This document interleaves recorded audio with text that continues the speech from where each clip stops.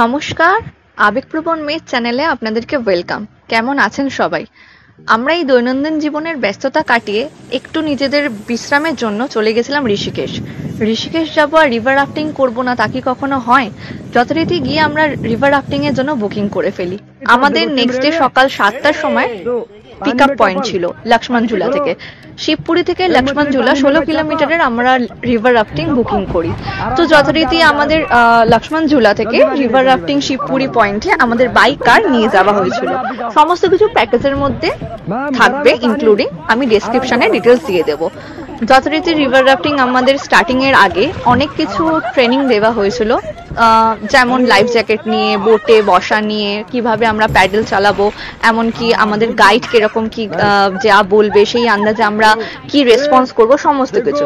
দেখুন, আমরা river rafting করতে শুরু করে দিয়েছিলাম। এমনকি এই ঠান্ডায় কনকনে 8 থেকে 9 ডিগ্রি সেন্টিগ্রেডে আমরা ওই জলের মধ্যে ভাসছিলাম এবং খুব এনজয় করছিলাম। কিন্তু হয়ে গেল আমাদের সাথে কিছু ঘটনা, ডেঞ্জারাস ঘটনা। এই ঘটনা ওখানে হামেশাই হয়। চলুন আমি আপনাদেরকে শেয়ার করছি সেই ঘটনাটা আমাদের সাথে কি ঘটেছিল।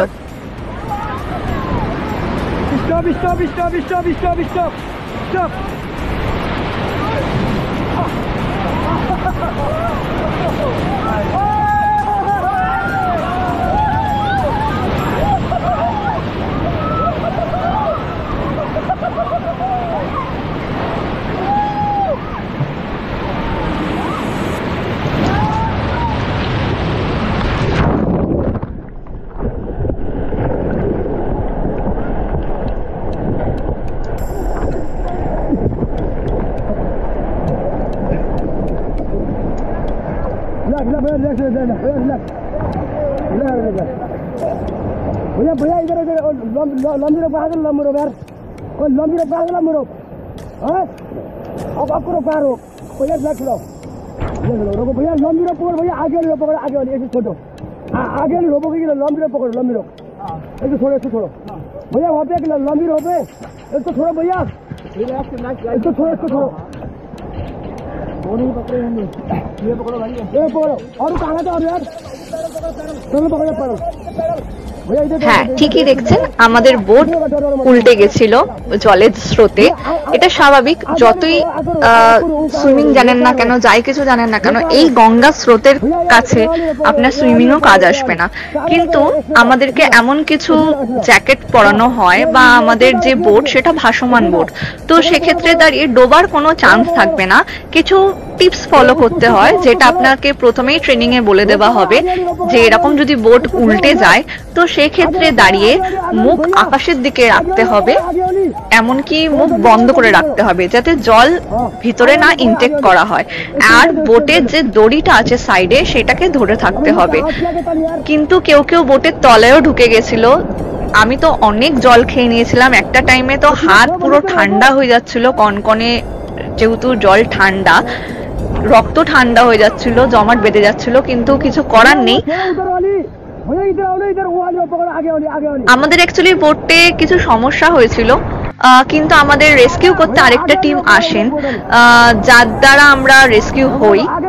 এমন ঘটনা ওখানে প্রায়শই ঘটে, এমনকি ওখানে বড় বড় পাথর আছে যেখানে লেগে বোট উল্টে যায়।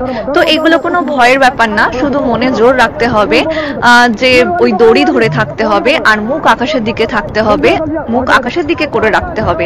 নিচে করে রাখলে জল খেয়ে নেওয়ার সম্ভাবনা আছে, জল গেলে তো তখন একটু প্রবলেম ক্রিয়েট হবে।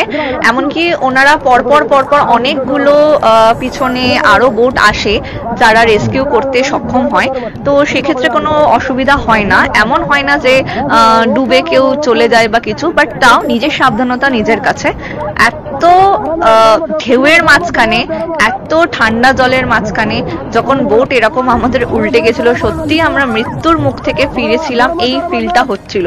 সবাই বলে যে মরাকে ভয় পায়, মৃত্যুকে ভয় পায়, যে মৃত্যু আসবে মৃত্যু আসবে, বাট এরকম যদি মৃত্যুর সাথে একবার বেঁচে ফেরার লড়াই বা অভিজ্ঞতা যদি কারোর হয়ে যায়, তো সেক্ষেত্রে মৃত্যু কি জিনিস সেটা আর অতটাও ভয় লাগে না। হ্যাঁ, তবে নিজের সাবধানতা নিজের কাছে, যেরকম যা ট্রেনিং দেওয়া হয় সেগুলোকে একটু মাথায় রাখলেই হয়।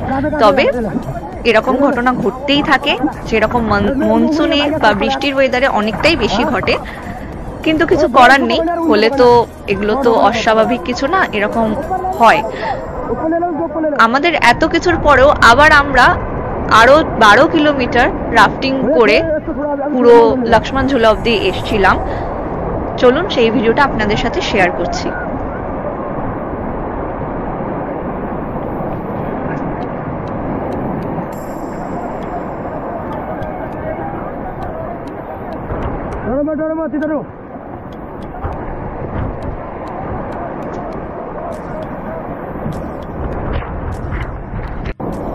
गंगे मैया की हर हर